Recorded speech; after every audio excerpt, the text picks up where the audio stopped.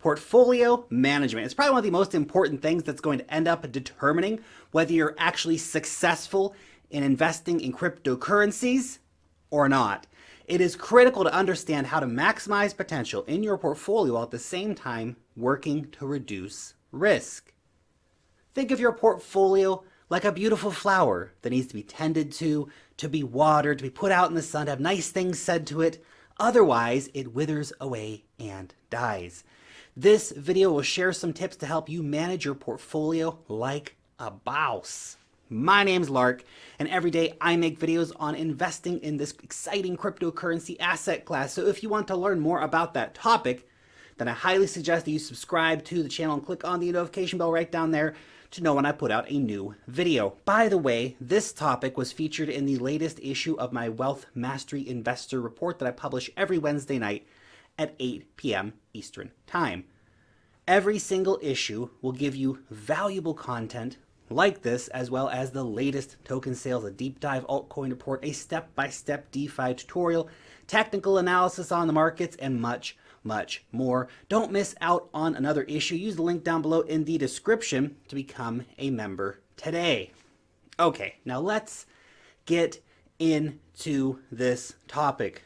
First off, let's talk about taking full advantage of your investments. Because not fully using your assets, it's a pretty common mistake that a lot of investors are making, and it's a very costly mistake that a lot of investors are making. For example, if you can stake your coin, you had better be staking your coin. Otherwise, you're missing out on some significant gains potentials. You're literally robbing yourself of gains. Now, if you don't know if you can stake your coin, well, then why the heck not? You should have definitely done some more due diligence before actually investing in that coin. But if you can stake your coin, then find out how to stake your coin. There's lots of guides online. Likewise, assets like Bitcoin, they don't have any staking rewards, but you still can earn on these by lending them out or using yield farming. There are, of course, trade-offs, obviously, but there are also benefits. You need to ask yourself if the rewards are worth the potential risk. And if so, then explore your options. Because, well, a rate like 6% a year for Bitcoin may not sound like a crazy amount. That actually adds up a lot quicker than you realize, especially if you're in this for the long term and you're holding your Bitcoin on a multi-year time frame. The second tip I have for you is to not be afraid to rebalance your portfolio. The idea here is simple. When one of your bags starts pumping like crazy, and as a result starts taking up a larger percentage of your entire portfolio, then it may be time to consider trimming that position back. Nothing wrong with that. Normal, healthy, all that good stuff. For example, if your ideal allocation for a coin is like, let's say 5%, but that coin is like currently 25% of your entire portfolio, then you may want to consider taking some of that off, trimming it back a little bit. You don't have to get right away back to your ideal percentage, but at least look at cutting back some of that and reallocating it to other positions. Maybe you increase your Bitcoin position a little bit, right? That helps reduce volatility in your portfolio. You can, of course, also get some stable coins. Always good to have some stable coins on hand. Plow those into a lending platform while waiting to enter your next position, your next new coin. Maybe you're just waiting to buy the dip on Bitcoin, maybe this coin you just sold. So that even while you're sitting in cash, if you're using DeFi, yield farming or lending or something like that, you can still be earning and getting more gains.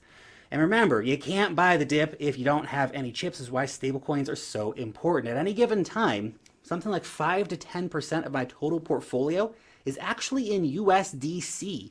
Half or more of that will be lending out over on BlockFi, or I'll have it over in a DeFi protocol, earning some sweet yield. Obviously, the risk parameters are slightly different, but the yields are pretty interesting. Now, I'm not saying that 5 to 10%, that's your ideal percentage to have for stablecoins in your portfolio. That's just what I'm doing. And as a final note on this topic, I rarely allocate more than 1 to 3% of my portfolio into a new position. Why? Well, because this helps reduce risks. If that coin goes zero, I only lost 1 to 3% of my position. And of course, I can still capture significant upside. If that thing does a 10x, well, that's a lot of gains. The third tip here I have for you today, minimize your costs. Now, this is an area that investors do not pay enough attention to, but which if you decide to ignore, can really eat into your profits long term. Now, the three biggest fees that you will face as an investor in the cryptocurrency markets are gas fees, exchange fees, and withdrawal fees. Gas fees on Ethereum, ludicrous often. I only trade on Uniswap, for example, when I absolutely have to. If I can get a coin on a centralized exchange, that is where I get it. That being said, a lot of coins list first on Uniswap, and so paying those fees gets you into a gem early. Now, if you don't know where to find out about where to buy a coin, then you need to go to coingecko.com, type in the name of the asset that you want to buy, and then click on markets. It will show you all the exchanges where you can buy it. You can also look and see if your coin is available on another chain, like the Binance Smart Chain, for example, which has much, much lower fees than Ethereum right now. The second factor here, exchange fees. Uniswap actually charges 0.3%, which is quite a bit, to be honest.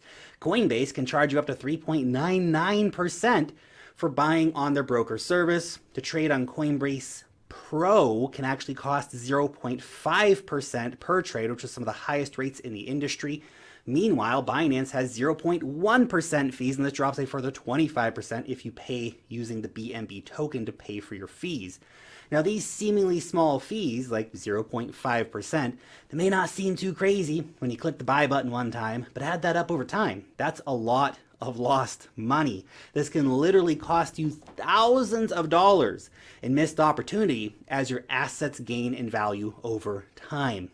By the way, I am an affiliate for Binance, and if you want to get yourself a Binance account, then use the link down below in the description to sign up for your account, and you'll get a further 10% off of your fees and up to $700 in trading bonuses. Now, the third thing to keep in mind is, of course, the withdrawal fees.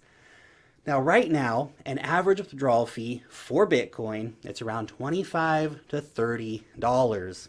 It's a lot of money, right? So if you're making a weekly Bitcoin withdrawal, that adds up really quickly. That's $120 a month right there. That's a lot. So my tip here is to try to limit your withdrawals, especially for the more expensive coins. Some coins, it only costs a couple pennies to withdraw them, so it's not a big deal. But for something like Bitcoin, maybe you only want to do every 2 months, right? So instead of spending $240 on fees, just spend $30 on fees. That's a lot of extra Bitcoin at the end of the day. The fourth tip is to keep your investment timeframes in mind. Now, different assets, they have different timeframes, and that's okay. That's okay. Bitcoin, for example, it's a very long-term hold for me. It's a reserve asset. I may never sell my Bitcoin, right? Or maybe in some distant future, I'll trade it for some land or something like that if I have to, maybe if I want to. We'll think about that. But by contrast, some of these hot new token sale coins, get in, get out. That's the kind of situation. I may only hold those for a few months, right? Depending on how they, of course, progress. It's important when entering a position to consider if this is a long-term position, a short-term position, or maybe a medium-term position. So try not to get married to a coin that you're only intending to be dating for a short time. It can get you in a lot of trouble, because if you don't, then you may end up holding an underwater bag for years during a bear market, locking up your capital. It's not fun. Been there, don't do it. Also, don't be afraid to update your opinion. Look, man, things change. Things change. And maybe your long-term hold, it loses momentum, they fail to deliver technology, they start losing market share for one reason or another. Sometimes it's time to just say, hey, it's time to cut that. We're getting out. Having the strength to admit that you made a mistake investing and to cut those losers, mega important. 90% of the coins that I have cut out of my portfolio have ended up being the right call. Sometimes they bounce back, you don't get all the calls right, but more often than not, they don't. Even the ones that do bounce back, I found better opportunities elsewhere, again, most of the time. My final thought for this video, diversify. And not just in crypto, but out of crypto. A lot of crypto investors are crypto-only investors, and I get it, considering the huge potential of this asset class. I understand why you'd want to be all in on crypto. But I am not a crypto-only investor, although it is the bulk of my portfolio. I am personally investing in stocks, for example, right? I like renewable energy stocks. I like electric vehicle stocks. I like ARK ETFs, invested in quite a few of those. Hopefully, I will be able to get some real estate during this bull run as well, start getting some rental properties, so some nice diversified income outside of the crypto market. Now, why do I invest outside of crypto in spite of believing that this is a top potential asset class? Well, because having uncorrelated investments is going to make riding out the bear market a heck of a lot easier. Diversification helps protect my gains and helps build my wealth long term. Very, very important. If you play your cards right, you will achieve financial independence. You will achieve financial freedom. Anyway, I hope these tips have helped you a little bit. Your question for today: what portfolio management tip do you have that has personally helped you managing your portfolio?